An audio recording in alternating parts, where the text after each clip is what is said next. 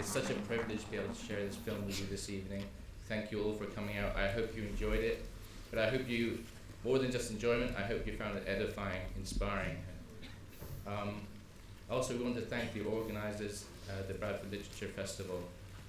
We've been following, Ithra's been following the work of the BLF for a number of years with great admiration.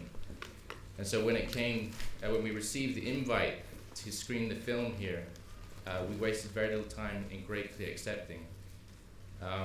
It's fantastic the work that's done here. The fact that we're screening it here for the first time to the public reflects how much we value the work that's been done here at the BLF.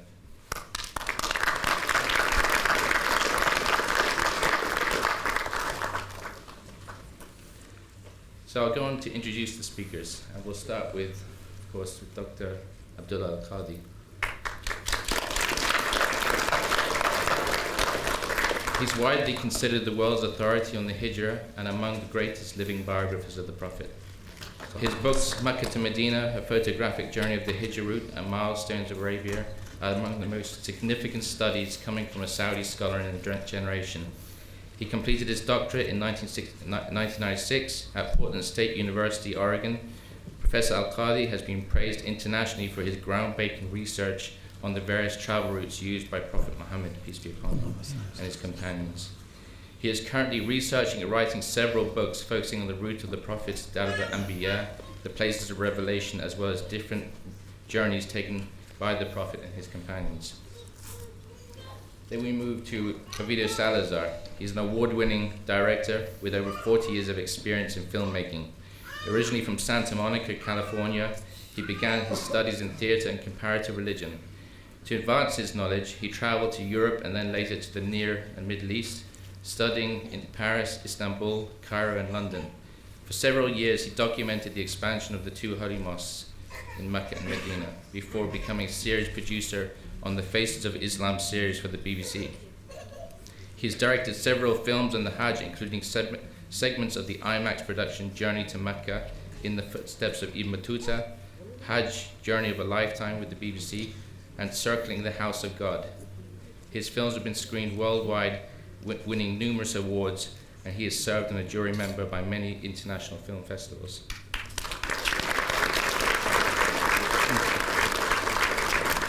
And then we move to Farah Bouchellet, the head of Ithra's museum.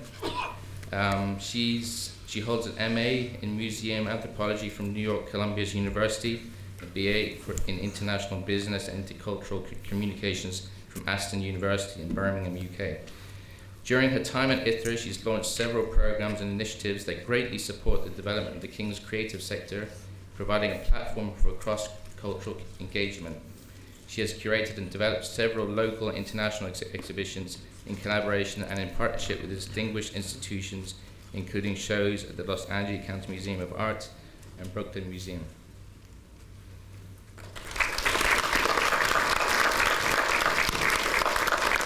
Then we move to Kumail Musali, one of the curators of the Hijra exhibition. He's the curator of traveling exhibitions at the King Abdulaziz Center for World Culture. He obtained his PhD from Nova Southeastern University in Florida in 2017 with his thesis, Painting Our Conflicts, a thematic analysis study on the role of artists in peacemaking and conflict resolution.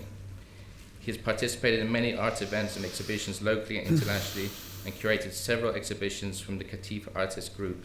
He's also represented Saudi Arabia in the first Youth Biennale in Cairo in 2005. During his tenure at Ithra, he has helped curate and project manage a number of highly successful exhibitions held in its Great Hall, not least of all, Hijra.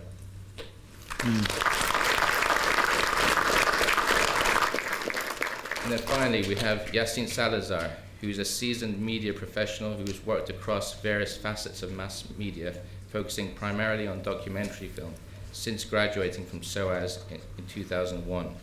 His love of traditional cultures and perennial philosophy has directed his career path and underpinned his passion for using the televisual medium to educate and enlighten global audiences with an alternative perspective and narratives. Through his work, he consistently aims to broaden horizons and foster a greater understanding of the world.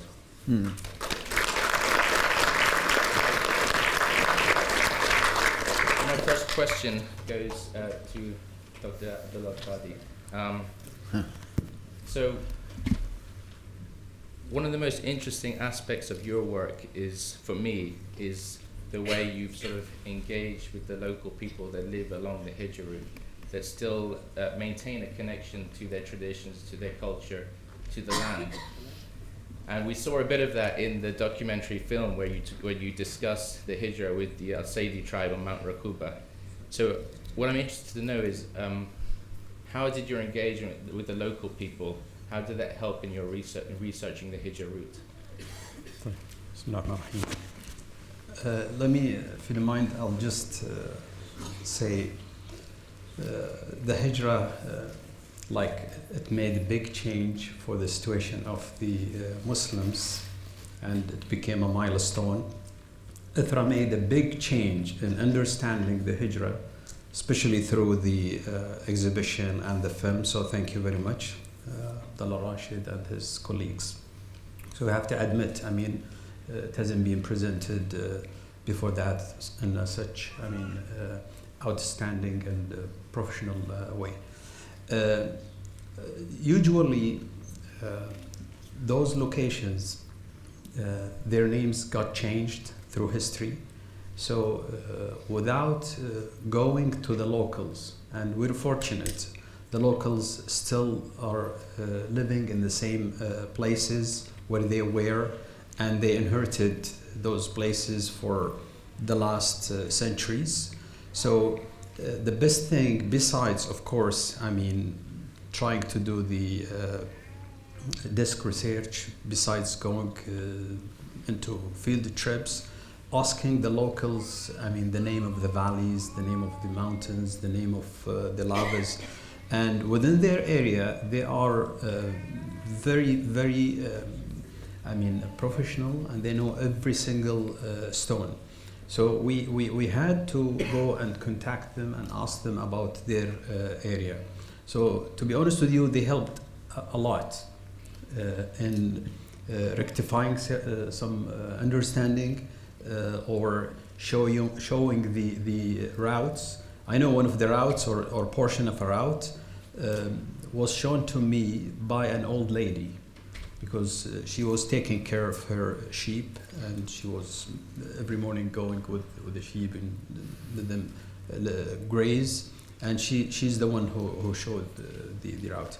Also, they would help you, I mean, sometimes in logistics, especially security.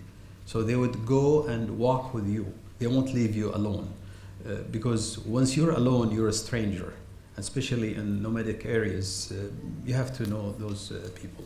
So once they see somebody from the area, they would feel secure that you are not a stranger.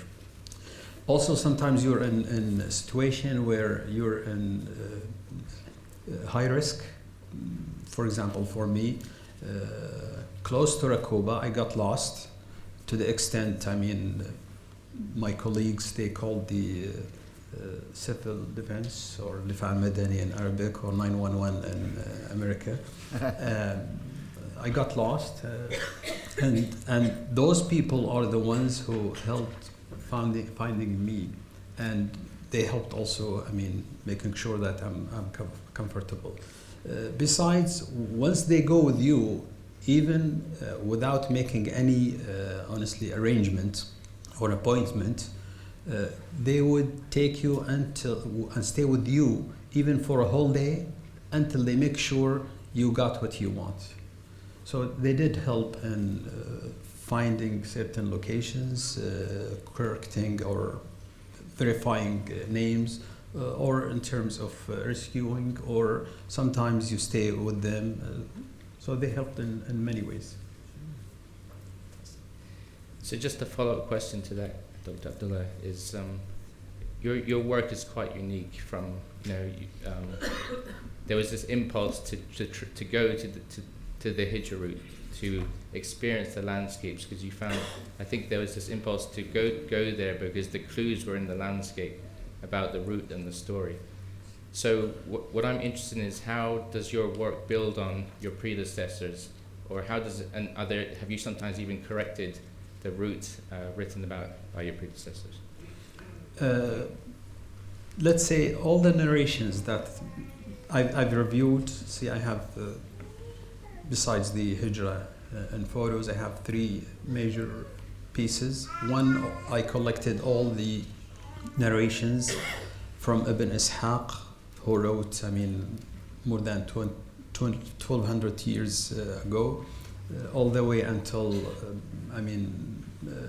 Atiq al-Biladi, who is well known, for his work for the hijra route. And I made sure I tabulated all their work in order to extract all the landmarks. So this is, let's say, textual. And then there was an attempt where some scholars tried to draw a map in a schematic way. And the first one was Atiq al-Biladi, and he did go to the field. But at his time, there were not like coordinates or precise instruments to indicate the work.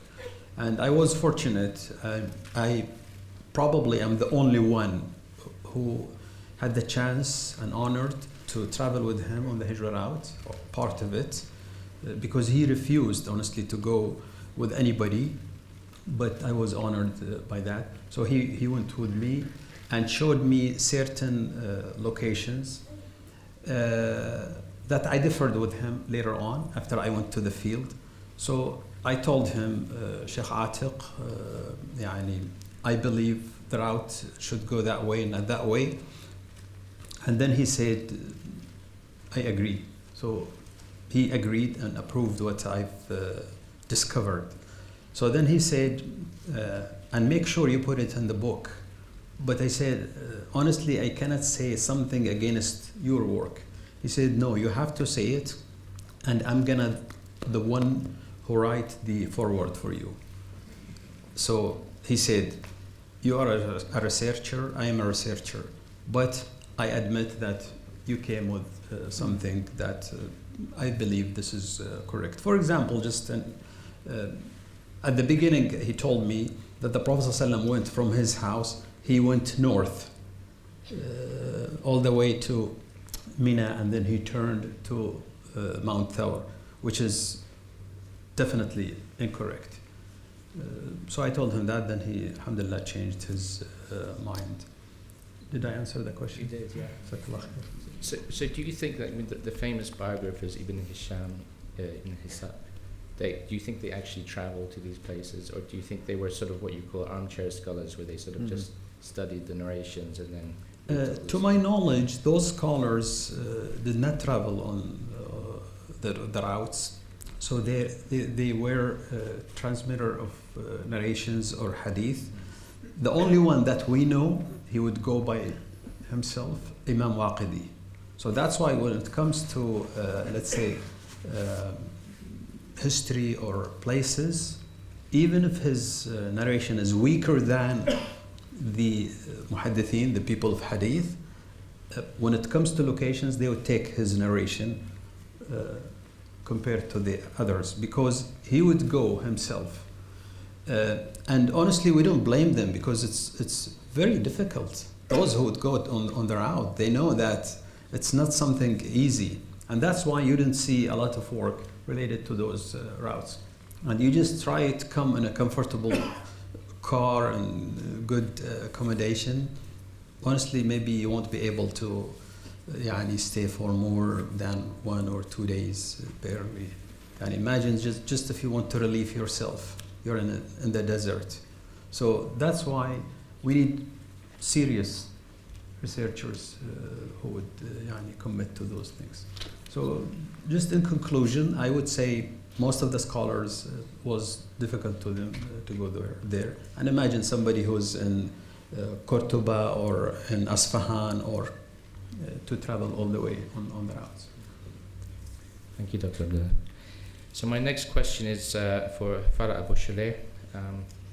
So you became the head of the museum in early 2020, and then you were immediately given the responsibility for overseeing the delivery of this really very, very important and high-profile project. it must have been an incredibly daunting task. I know it was for all of us, actually. And the weight of responsibility was enormous. For obvious reasons, it was always going to be a project that would be subjected to a high level of scrutiny by the ulama, the religious scholars, by historians, and by the public at large.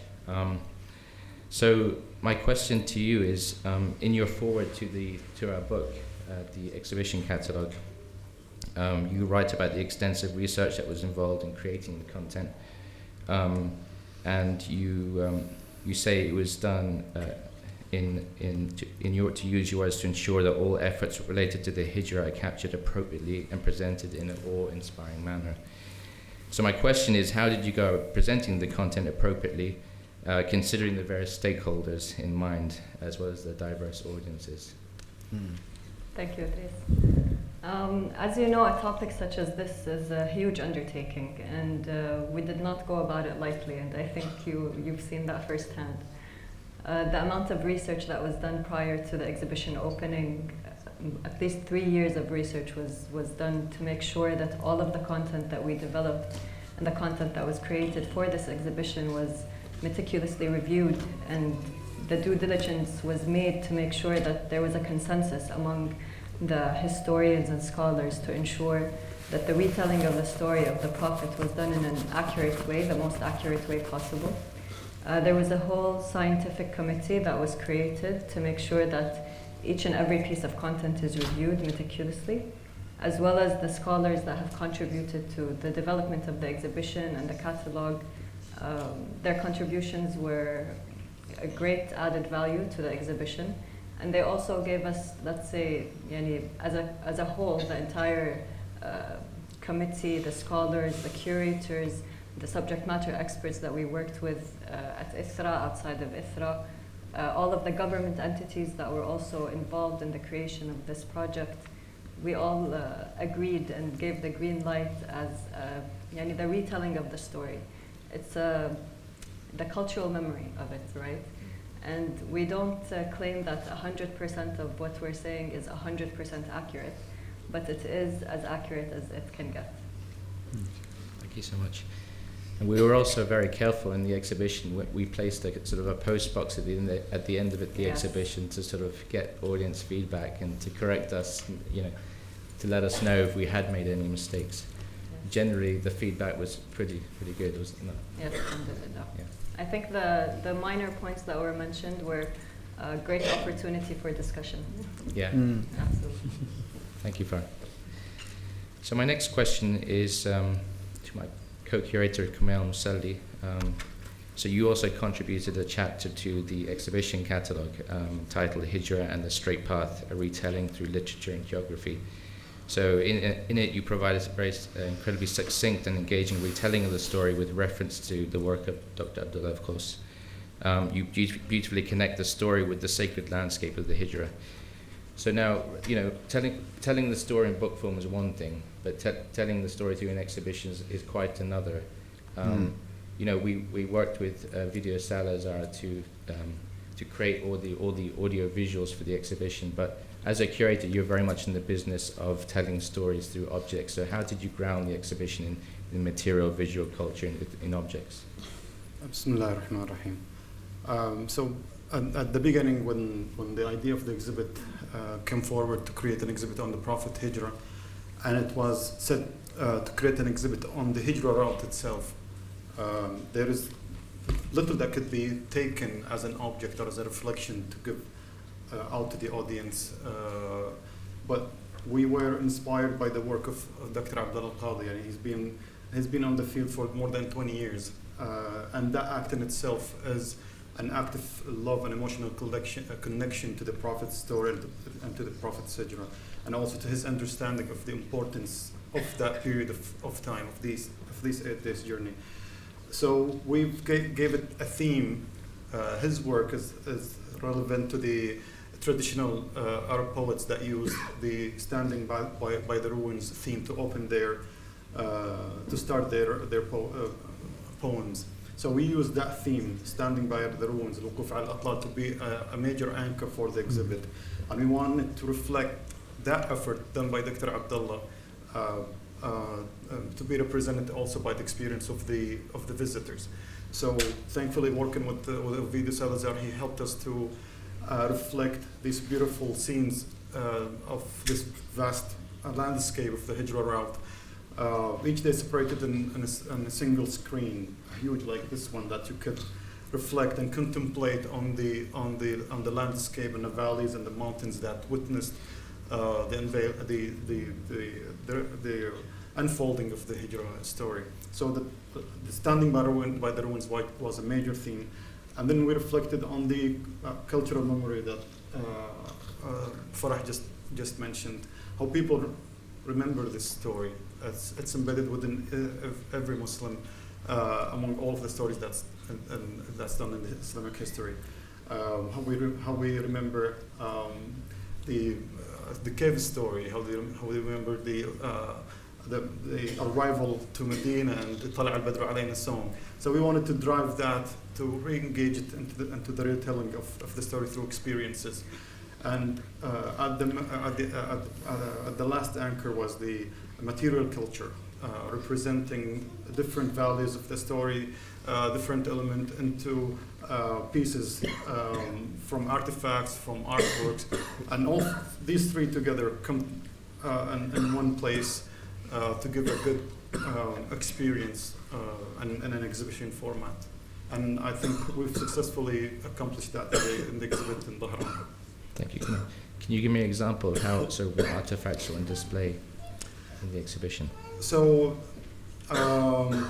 focusing on the Hijra route was one thing, but we also thought of the audience could be non-Muslims who were experiencing the exhibit, and we needed to connect the essence of the Hijra story and what were the situations that led to the Prophet to decide to move from Mecca. So, connecting artifacts from the pre-Islamic era, from different regions of Saudi Arabia, to give an insight on the situations that were taking place in Mecca pre-Hijra. It gave us the ability to cross the story in a very easy way. People were able to understand the situations through these objects, and where the storytelling became more deeper. Thank you, Camille. Now I have a question for Director Ovidio Salazar. So you had your own, we approached you to make this documentary film, but not only that, but you created the audio visuals for the exhibition, the landscape photography, the dramatic reconstruction scenes, and that made the exhibition incredibly engaging. But you had your own challenges as well as opportunities, and you mentioned in your chapter about the challenges of creating a film that was both engaging for Muslims as well as non-Muslims. You also spoke about the challenges that you faced in competing for people's attention today when they're kind of sort of saturated with imagery and distractions through their phones and digital devices. So can you tell me how you address these challenges and ultimately how the audience has responded to your work? Well, I would have to ask the audience what they thought of it, whether it was something that resonated within their souls, within their hearts, because I hope to, through the images, address not only the thoughts, but actually get into under the skin and for people to really appreciate the struggle, the journey of itself of the Hijra, which is an archetypal journey that's been undertaken for millennia from all of the prophets, from Adam when he was to Abraham to Moses, and then of course to the blessed Prophet alayhi salatu wasalam. So I wanted to, through the images, connect that in a way to tell this story, and again through the editing process, so that people can linger, like we said, through stopping at the wuquf ala atlal, to stop at the ruins, to behold this is where they said the beloved walked in these very tracks, in these very landscapes, so that the landscapes would serve as repositories of this memory, of this cultural memory that is for over 1,400 years. People have invoked Allah and evoked the memory of the Prophet when he on this decisive turning point, this journey where they went from that small persecuted minority to becoming a nation and a civilization. So you also, you helped us with the exhibition as well, and you created these dramatic reconstruction scenes. Some of it's you see in the film with Suraka's chase, and but what you don't see is the sort of scene at Dar al-Nadwa where the Quraysh tribe and their clans are coming together to plot the assassination. Can you talk us through the scenes that you created for the exhibition? So when we were before we filming, and we sat for many long hours or Zoom calls and conceived of it ensemble, all of us together, working to try and unpack it, because it's a story that has many layers to it. I was trying to really create not just a map that showed the coordinates of these places, but a deep map, the one that was also addressed, the cultural memory and the stories that went along with it. So there's an emotional layer within that map. And so to understand it myself, I researched as well as discussed, and then came up with a number of scenes that would help us to understand what the events were. And so we were able together to conceive of several scenes, such as the plotting of the Quraysh in Dar al-Nadwa, and so that we could place it within the context of the museum, of the exhibition at the museum. And while it was a challenge, because we're not going to have the entire Dar al-Nadwa scene, and to create that, we devised in a way of, you would say, a theater of the poor, meaning with just using the bare minimum of mise en scène. I should say, not a lot of sets and things like that, but just using the actors and their words and their emotion and costumes and lighting to create an ambience that allows people to enter into that, so they could into that scene that the plotting took place. And when the Prophet ﷺ made his escape, and Sayyidina Ali Karamallah Wajh, who took his place in his bed, we wanted to also include that within the tale, within the story, because this is something that's been recounted generation from generation, and it's our way of preserving that cultural memory through this amazing exhibition that we were all part of.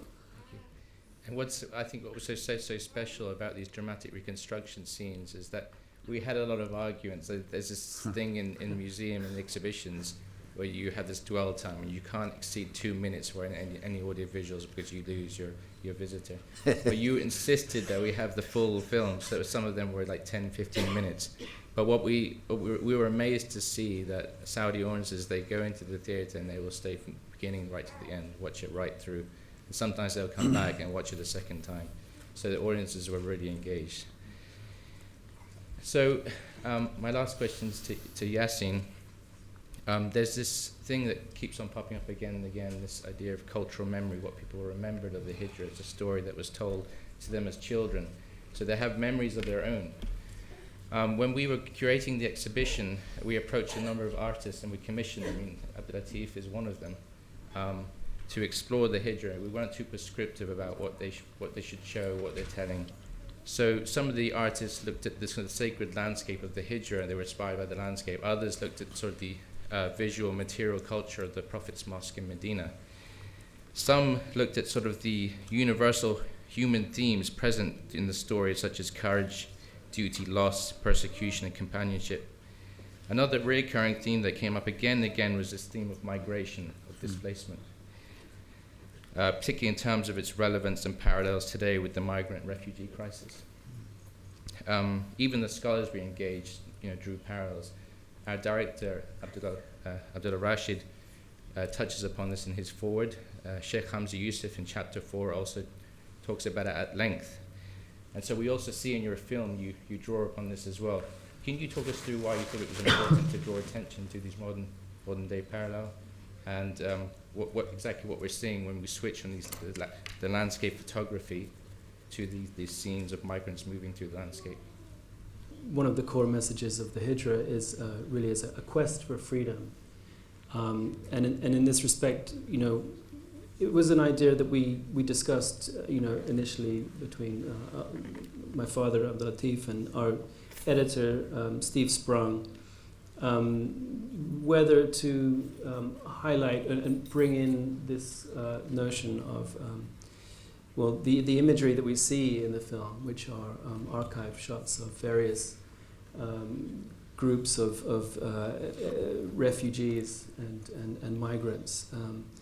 And ultimately we felt it was a very strong choice, but a very important choice to give the film this modern contextualization, and we're very grateful ultimately for the support of our colleagues and counterparts in the making of this film, is from Ithra, for agreeing with these choices, and like you were saying about the museum exhibition, this can all be seen as a platform for inviting discussion and feedback. And given that we live in this age that is so tragically marked by the migrant crisis, the refugee crisis, we felt it was extremely important to bring this theme, to bring this element into the film.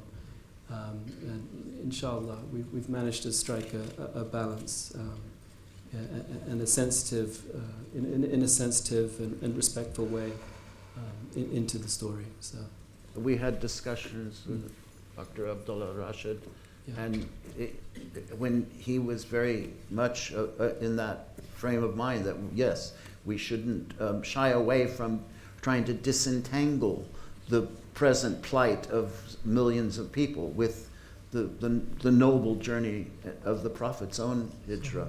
So I want to thank him also very much so for allowing us that freedom also to make the film as a kind of a platform for discussion, to open it up so that people can at least reflect on this subject. And thank you so much. So I'm going to have to cut short the questions actually, because we have a surprise for everyone. We've just received a message that Sheikh Hamza Yusuf is now calling in and would like to send us all a message. Yeah. Sheikh Hamza Yusuf is calling. Bismillah ar-Rahman ar-Rahim. Assalamu alaikum wa rahmatullahi wa barakatuh.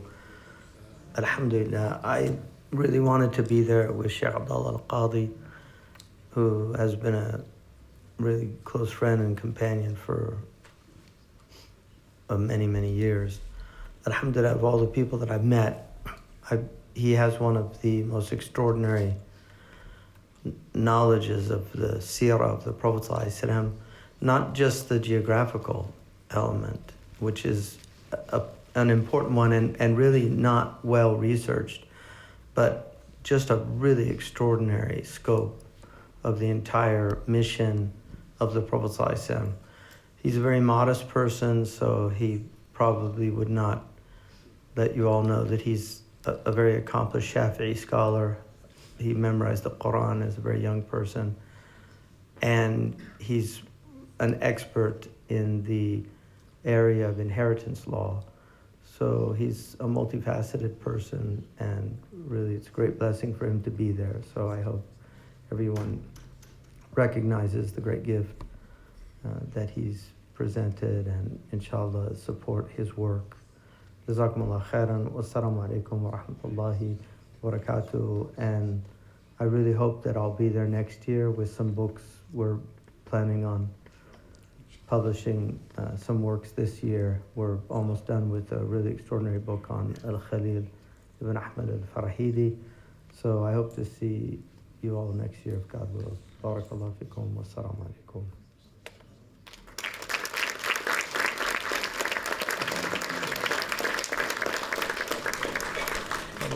As moderator, I would like to ask the last question for Dr. Abdullah Alkadi. So you know the hijra route like the back of your hand. You know every stone, every tree, every mountain. If you could go back to one place along the route, where would that be and why?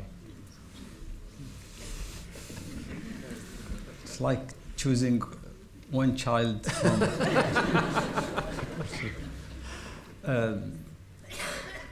If I have to choose one place, I would say Juhfa, for several reasons. Because the Prophet ﷺ, from the minute he left his house till he arrived to Quba, that was the only place where he stopped and turned 180 degrees, yearning to his place of birth, to his town. So it's not easy, honestly, to leave and to be forced leaving your hometown. This is the most effective and suffering thing. And that's why a very important ayah, which is verse 85 from Surah Al-Qasas, was revealed in that place because of the emptiness in his heart, the Prophet ﷺ, and the sorrow and the grief and the yearning towards Mecca. But Allah wanted to comfort him and granted him to come back to his town. And then he revealed, إِنَّ الَّذِي فَرَضَ عَلَيْكَ الْقُرْآنَ لَرَادُّكَ إِلَى مَعَادٍ. And that's why Ibn Abbas, radiallahu anhu, he said this verse is not Mecca nor Madani.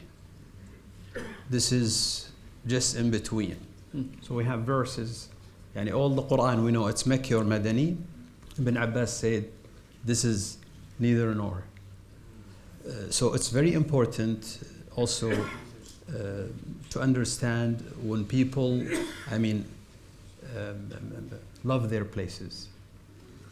So this is a very, very important and impacting and affecting place, and touching for me. And that's why the ulama, they said it's recommended if you want to leave any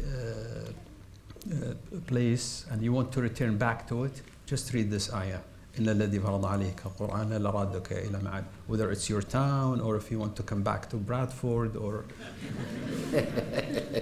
So if you recite, and this is being tested. So this is the one child from the other 100 children. Thank you so much. Let's keep the discussion going afterwards, please. Thank you all so much for Thank you.